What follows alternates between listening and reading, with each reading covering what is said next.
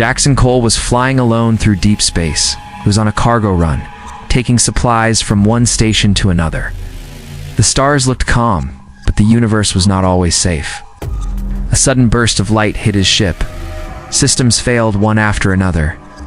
The ship shook hard, alarms screamed, and the engines died. Jackson tried to control the fall, but he knew he was going down. His ship crashed on a green moon covered in forests and rivers.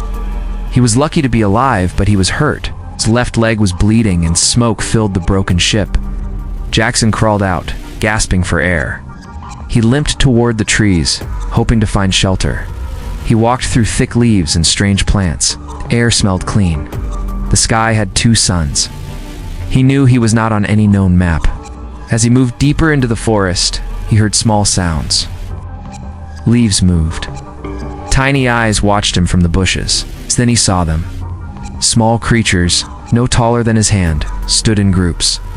They had round faces, large eyes, and skin that glowed softly in blue and green colors. They spoke in a high voice, but Jackson could not understand them. He fell to the ground. The pain in his leg got worse.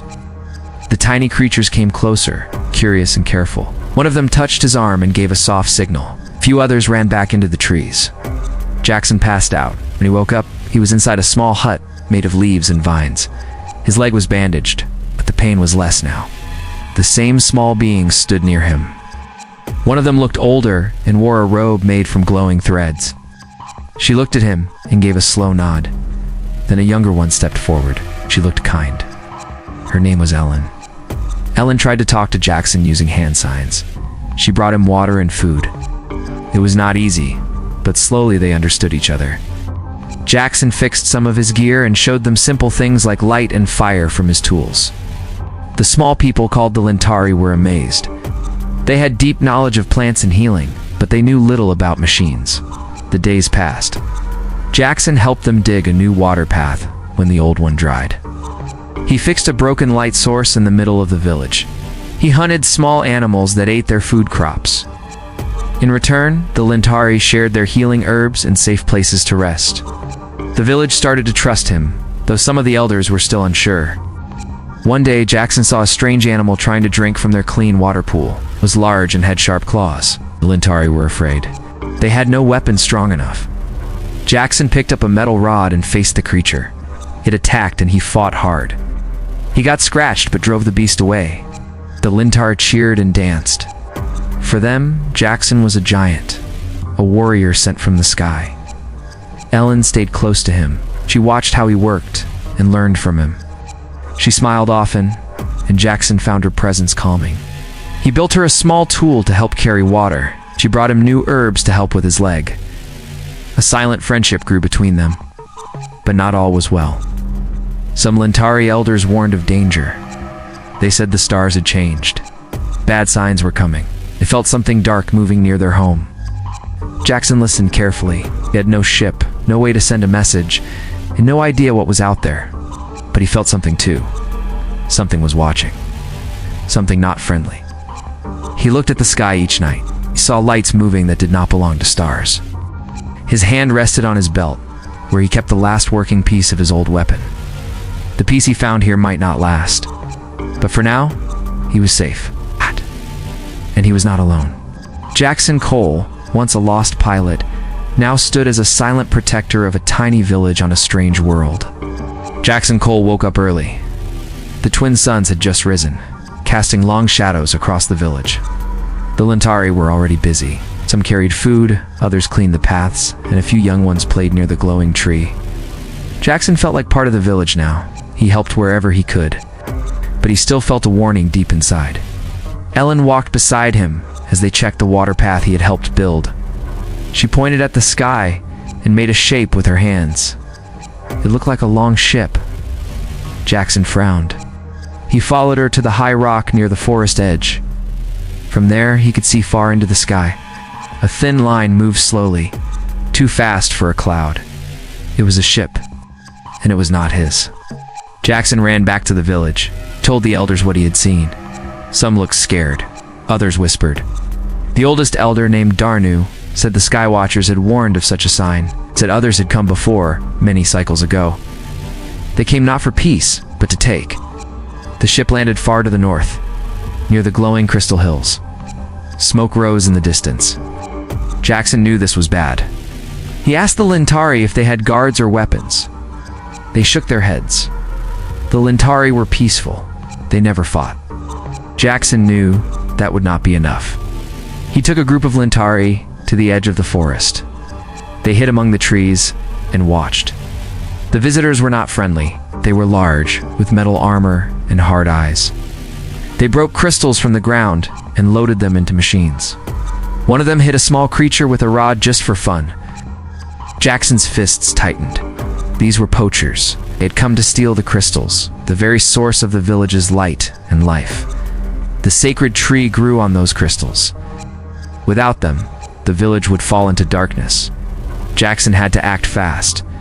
He went back and started building traps, used vines, stones, and sharp wood. He placed them around the village and in the forest paths. He showed the Lintari how to move silently and hide. Some were afraid, but others followed him with hope. At night, the poachers moved closer. They carried lights and strange tools. One group tried to enter the forest near the village. They stepped into Jackson's traps. Nets flew up and sharp sticks snapped under their feet. One poacher fell into a deep hole. The rest ran back, shouting. The next day, Jackson led a small group to the hills. They stayed hidden and watched the poachers. He counted their number and studied their gear. There were too many to fight directly, but Jackson had seen worse in his old battles. We knew he needed a plan.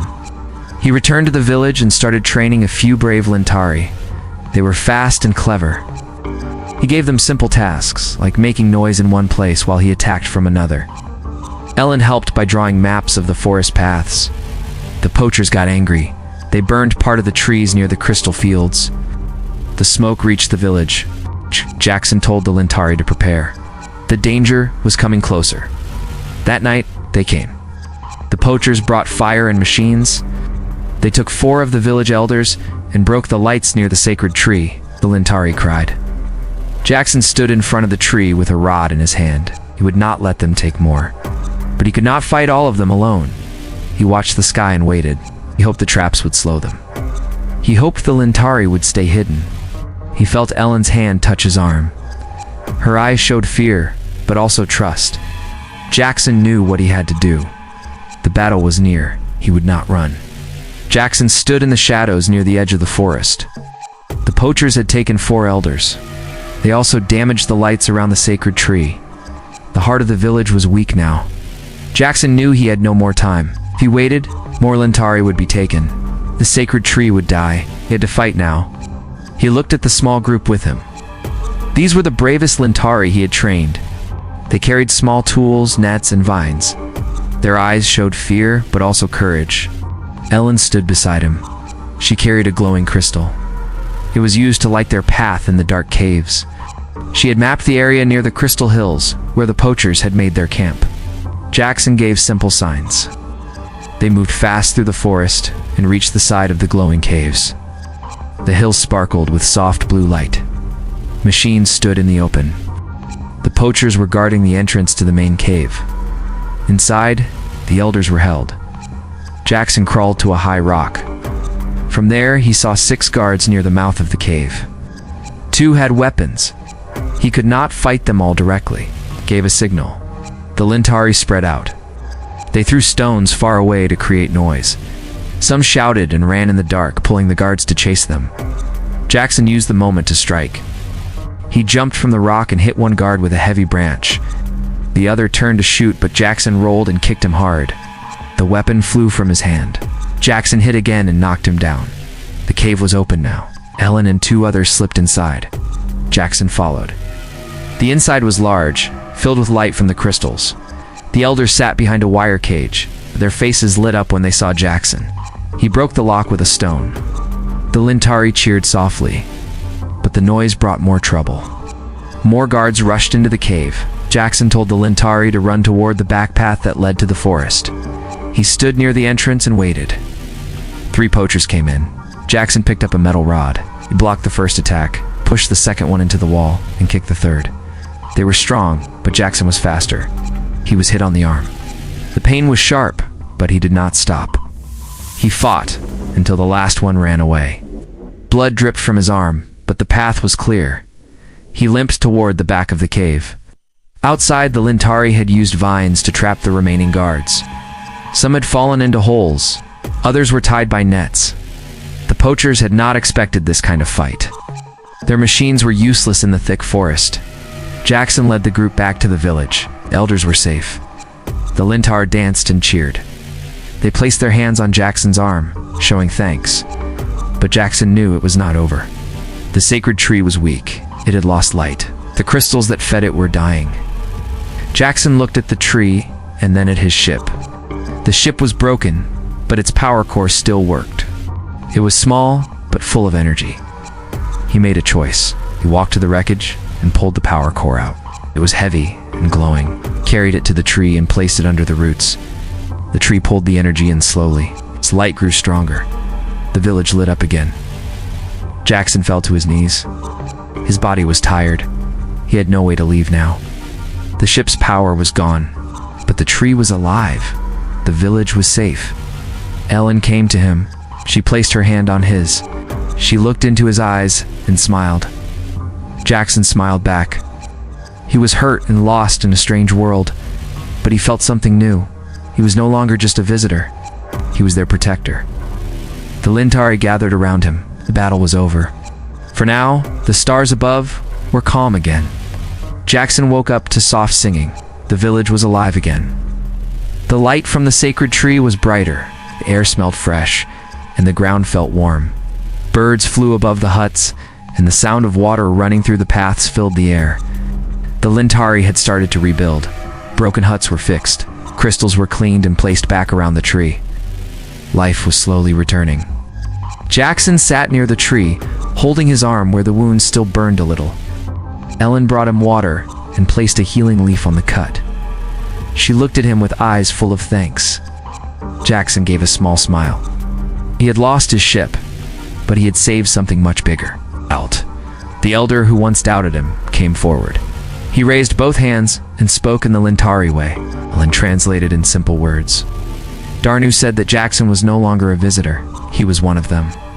The people of the village clapped and cheered. That evening, the Lintari held a feast. It was the largest one Jackson had seen since he landed. Its trees were covered in lights. Fruits, leaves, and soft cakes made from crystal dust were placed on long leaf tables. Music filled the air, made from small wooden flutes and drums. Jackson sat near the center. Elders stood and shared stories of the past, and they spoke of the battle. They spoke of Jackson, the giant who came from the sky and fought for the small ones. Children drew his picture on the ground with sticks. Warriors danced with vines and wooden rods. It was a night of joy. Later, Ellen stepped forward. She spoke with care. Her words were for everyone, but her eyes stayed on Jackson. She said he had brought light when they were in dark.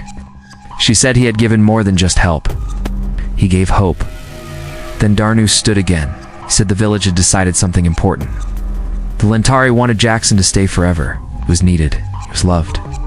And more than that, they wanted him to be part of their family in the deepest way. Lynn was to be his bride. The village fell silent for a moment, then clapped louder than ever. Jackson sat still. He looked at Ellen. She stepped closer, holding a small crystal flower. Her hands shook a little. Her face was red, but she looked proud. Jackson stood. He had not expected this. He had never thought about life like this before. He had once lived on space stations, slept in metal halls, and talked more to machines than people. Here in a village no bigger than a campfire, he felt something real. He took the flower. The village cheered again. Ellen smiled and held his hand. The next few days were filled with joy. Jackson learned about Lintari customs. Ellen showed him the path of the moons, the dance of the stars, and how the trees sang when the wind moved right. He helped build new tools using broken parts from his ship. He made water systems stronger and added light paths through the forest. The Lintari children followed him everywhere. They called him the Sky Brother. Elders came to him for advice. Hunters asked him to teach them how to defend. Ellen never left his side. One night, Jackson stood with Ellen under the twin moons. They held hands and looked up. He missed Earth sometimes, but it felt far away now. He had a new home. It's not built with stone or metal, but with trust, with smiles, and with love. He was no longer lost in space. He was no longer just a visitor. He was one of them. And soon he would be their family. The sky over Lintari was clear. The 2 moons hung above the trees, casting soft light on the village. Tonight was the wedding of Jackson and Ellen. The Lintari had spent many days preparing. The trees were decorated with glowing vines. Small lights floated in the air, held by thin wings made from crystal leaves. It was the most beautiful night the village had ever seen. Jackson stood near the sacred tree. He wore a robe made from forest silk, gifted by the Lintari elders. It felt strange, but also good. Around his neck was a silver thread with a small piece of crystal. It was a symbol of unity. Ellen walked toward him, her dress made of shining petals. The village watched in silence. Ellen placed her hand on Jackson's chest. Jackson placed his hand on hers. The sacred tree glowed bright, and the village cheered. Darnu the elder spoke the words of bonding. It was simple, it was true. Jackson and Ellen were now bound in the way of the Lintari. After the ceremony, music and dancing filled the air. The village shared food and stories. Jackson laughed with the children and danced around the fire with the hunters. He had never known a joy like this. It was not loud or wild. It was warm. It was home. Days passed, and Jackson began to help more.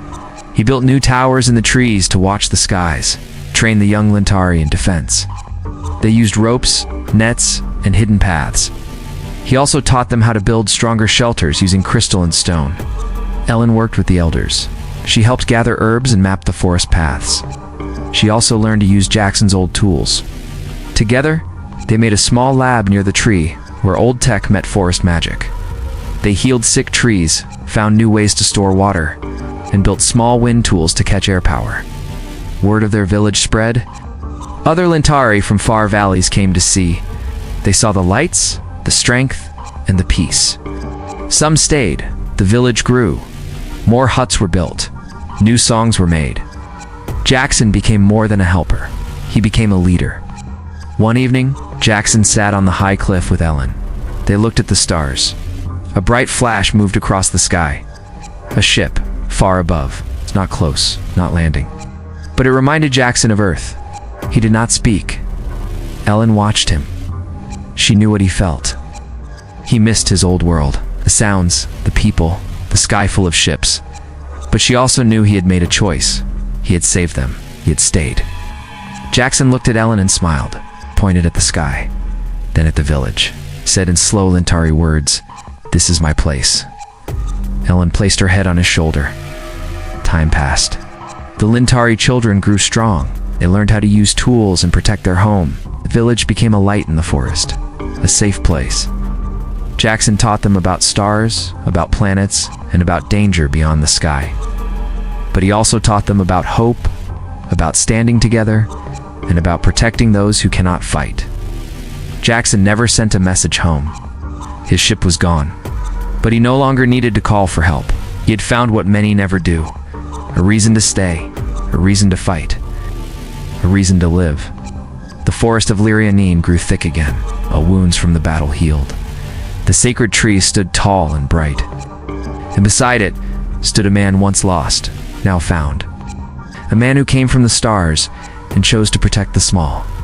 Jackson Cole, the Sky Warrior, became a name told in every Lintari song. And every night under the twin moons, he stood with Ellen, watching the stars, not with sorrow, but with peace.